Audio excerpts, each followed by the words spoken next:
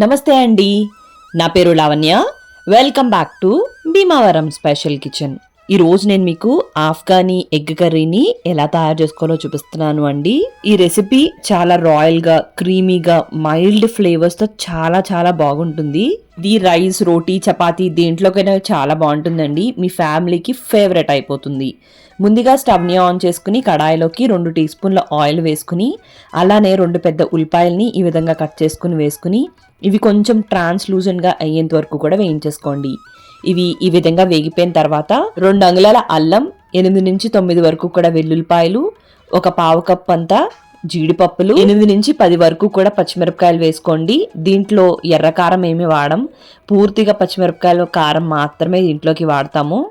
1 tea spoon అంత ఉప్పు వేసుకుని 1 లేదా 2 నిమిషాల పాటు వీటిని బాగా వేయించుకోండి. ఒక 2 నిమిషాలు అయిన తర్వాత స్టవ్ని కట్టేసుకుని వీటిని పూర్తిగా చల్లారేంత వరకు కూడా పక్కకు పెట్టుకోండి. ఇవి పూర్తిగా చల్లారిన తర్వాత మిక్సీ జార్లోకి వేసుకుని, అలానే గుప్పెడంతా కొత్తిమీర కూడా వేసుకుని, పావు కప్ కన్నా తక్కువ నీళ్ళని పోసుకుని దీన్ని స్మూత్ పేస్ట్ లాగా, అంటే ఈ విధంగా దీన్ని గ్రైండ్ చేసుకుని పక్కకు పెట్టేసుకోండి. ఇది పలుకుగా ఉండకూడదండి. ఈ విధంగా క్రీమీ టెక్స్చర్గా ఉంటే మాత్రమే కర్రీ అనేది క్రీమీగా వస్తుంది.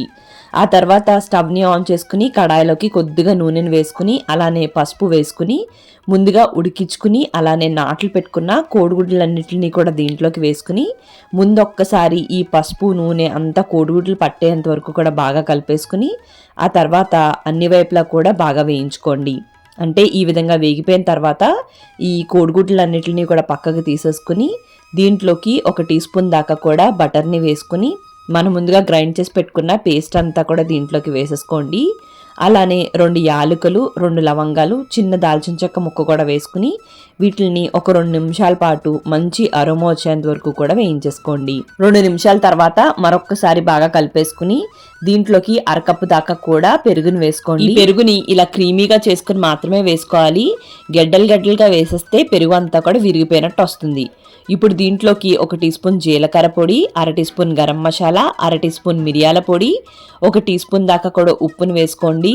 ఒక పావు టీ స్పూన్ అంత పసుపు వేసుకుని ముందొక్కసారి ఇవన్నీ కూడా కలిసేంత వరకు కూడా బాగా కలిపేసుకుని మూత పెట్టుకుని నూనె తేలేంత వరకు కూడా దీన్ని మగ్గనివ్వండి. ఈ విధంగా చక్కగా నూనె అనేది తేలుతూ ఉంటుందండి. అప్పుడు దీంట్లోకి 1 టీ స్పూన్ దాకా కూడా కసూరి మేతి, అలానే పావు కప్పు దాకా కూడా క్రీమ్ని వేసుకోండి.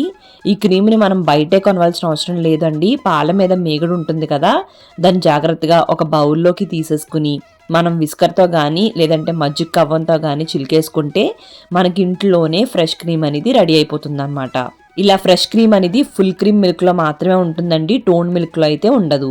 ఆ తర్వాత దీంట్లోకి ఒక 3/4 గ్లాస్ దాకా కూడా నీళ్ళని పోసుకుని మరొక్కసారి ఇదంతా కూడా కలిసేంత వరకు కూడా కలిపేసుకుని ఇదంతా కూడా హై ఫ్లేమ్లో పెట్టుకుని ఉడకనివ్వండి. ఇలా ఉడకడం మొదలైన తర్వాత మనం ముందుగా ఉడికించుకుని వేయించి పెట్టుకున్న కోడిగుడ్లన్నిటిని కూడా దీంట్లోకి వేసేసుకుని ఫ్లేమ్ని మీడియం ఫ్లేమ్లోకి అడ్జస్ట్ చేసేసుకుని ఇదంతా కూడా దగ్గర పడేంత వరకు కూడా ఉడికిచ్చేసుకోండి. మధ్యలో ఒక్కసారి కలుపుకుంటూ ఉండండి. అలానే ఉప్పు చెక్ చేసుకుని ఉప్పు కూడా వేసేసుకోండి. ఈ విధంగా చక్కగా నూనె తేలి అలానే కన్సిస్టెన్సీ అనేది చిక్కబడిందంటే మాత్రం ఇది పర్ఫెక్ట్గా రెడీ అయిపోయినట్టు. కారం వేసిన కూరలోకి అయితే నూనె అనేది ఎర్రగా తేలుతుందండి. దీంట్లో కొత్తిమీర, పచ్చిమిరపకాయ పూర్తిగా పచ్చని రంగులోనే ఉంటాయి కాబట్టి నూనె కూడా అదే రంగులోకి వస్తుంది. గ్రేవీ కన్సిస్టెన్సీని ఒక్కసారి అబ్జర్వ్ చేయండి. ఈ విధంగా ఉన్న వెంటనే స్టవ్ని కట్టేసుకోండి. ఎందుకంటే ఇది చల్లారేటప్పటికి ఇంకాస్త దగ్గర పడిపోతుంది. వెంటనే కొత్తిమీర వేసుకుని స్టవ్ని కట్టేసుకుని సర్వ్ చేసేసుకోండి. మరి మీకు ఈ వీడియో నచ్చినట్టయితే తప్పకుండా లైక్ చేయండి, కామెంట్ చేయండి, మీ ఫ్రెండ్స్కి, రిలేటివ్స్కి అందరికీ షేర్ చేయండి. మీరు నా ఛానల్ని ఫస్ట్ టైం చూస్తున్నట్టయితే సబ్స్క్రైబ్ చేసి పక్కనే ఉన్న బెల్లో ఆల్ అని ప్రెస్ చేయడం మర్చిపోకండి. థ్యాంక్ యూ అండి. మరి మళ్ళీ వీడియోలో కలుద్దాం.